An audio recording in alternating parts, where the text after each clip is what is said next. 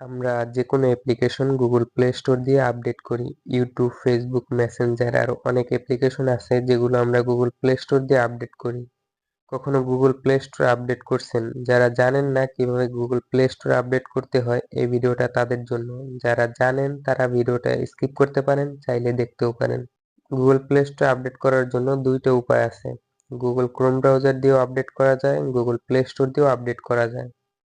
তো আমরা সরাসরি চলে যাচ্ছি গুগল ক্রোম ব্রাউজারে। এখানে এসে সার্চ করব update Google play service. Search করার পরে এরকম একটা ইন্টারফেস শো হবে।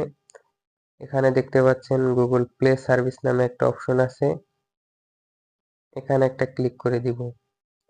ক্লিক করার পরে এখানে দেখাচ্ছে আনইনস্টল, আপনাদের কাছে দেখাবে আপডেট। আমার আপডেট করা আছে তাই এখানে আনইনস্টল দেখাচ্ছে।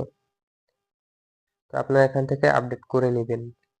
এরপরে চলে যাব প্লে স্টোরে।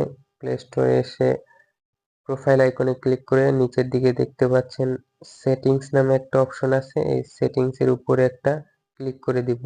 সেটিংস এর উপরে একটা ক্লিক করে দেওয়ার পর নিচের দিকে দেখতে পাচ্ছেন অ্যাবাউট নামে একটা অপশন আছে, এই অ্যাবাউট এর উপরে একটা ক্লিক করে দিব।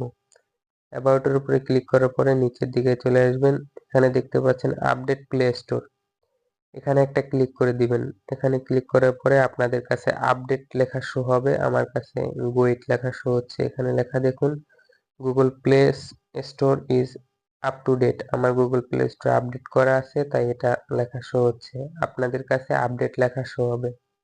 এরপরে আপনারা এখান থেকে আপডেট করে দিবেন, তাহলে আর আপনার ফোন কখনো হ্যাং হবে না এবং ফোন গরম হবে না।